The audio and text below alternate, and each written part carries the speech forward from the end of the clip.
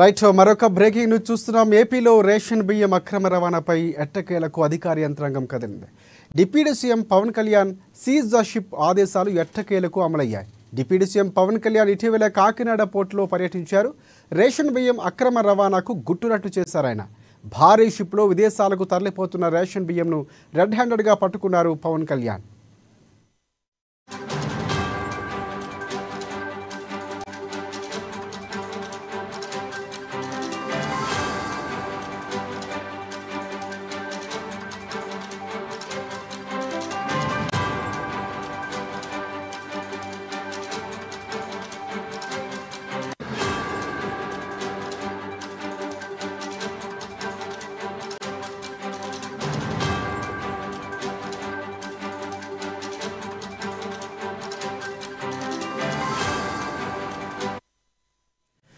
Right ఏపీలో ration బియ్యం అక్రమ రవాణాపై ఎట్టకేలకు అధికార యంత్రాంగం కదిలింది. Deputy CM Pawan Kalyan seize the ship ఆదేశాలు ఎట్టకేలకు అమలయ్యాయి.